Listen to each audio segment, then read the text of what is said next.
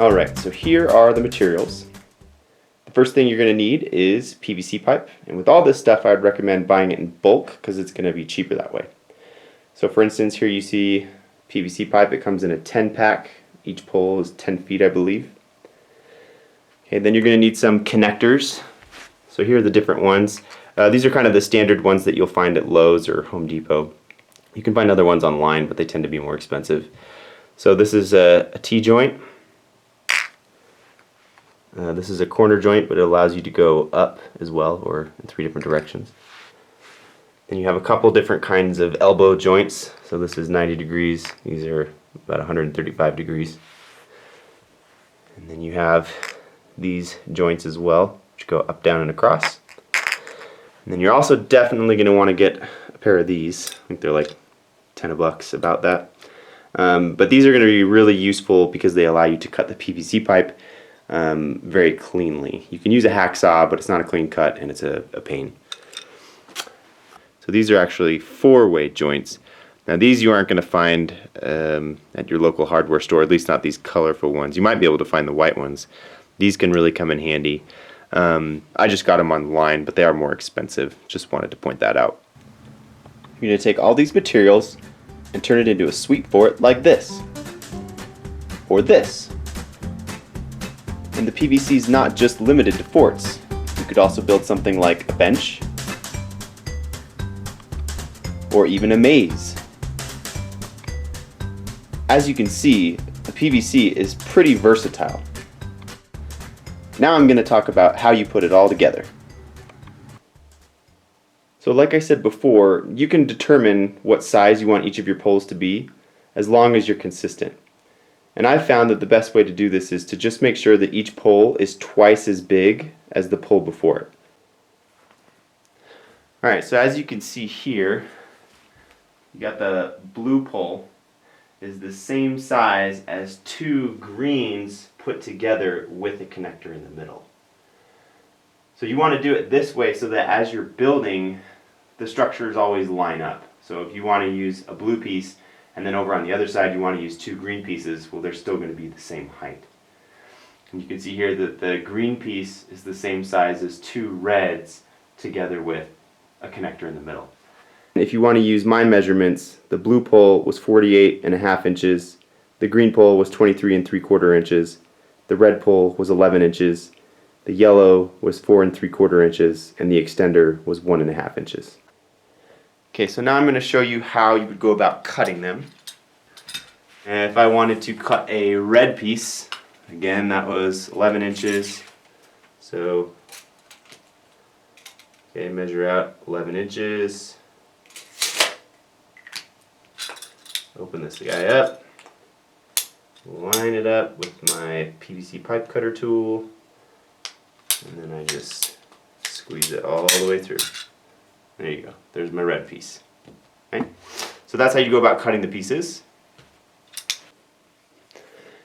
So I mentioned earlier that you could use the colored tape as a convenience piece, so I'm going to show you how you would do that. So let's go back to those 2 pieces I just cut. So the first one was green.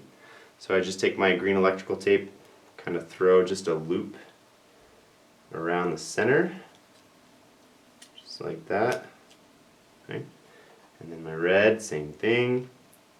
Just kind of do it around the center like that, just so it overlaps a little bit. Alright.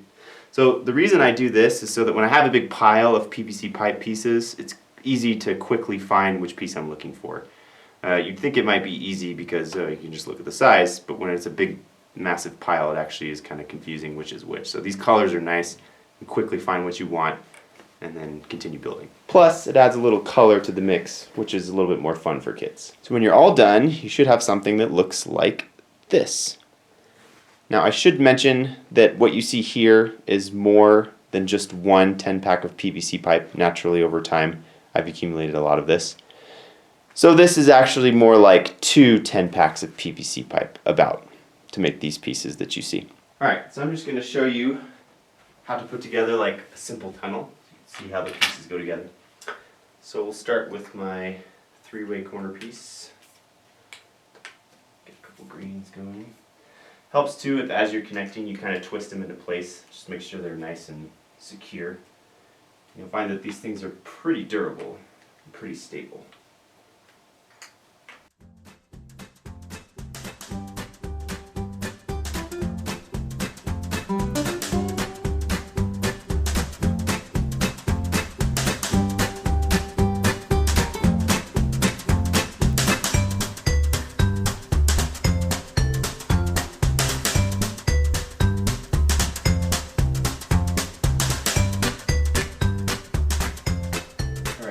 Here is a little bit more elaborate design, kind of more like a house structure.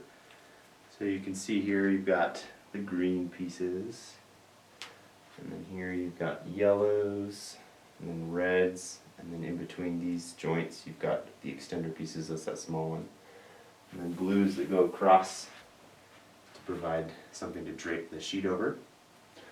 So you kind of get any old sheet or blanket lying around the house.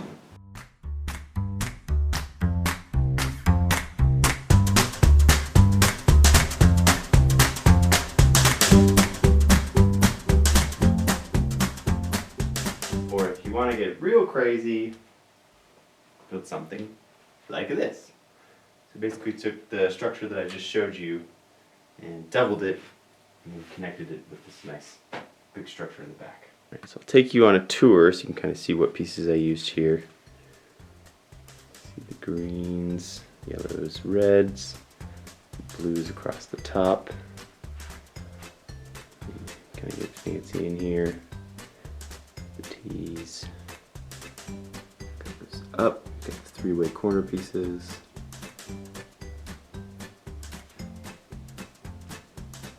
Mostly blues there in the back.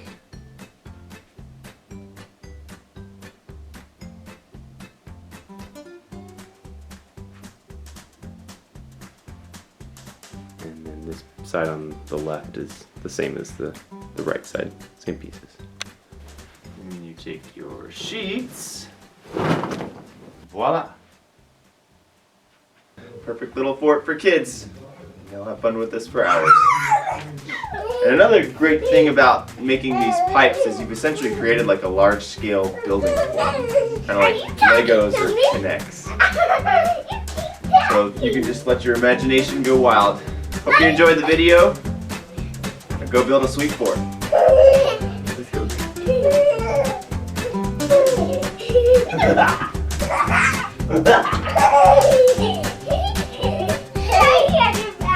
Yes.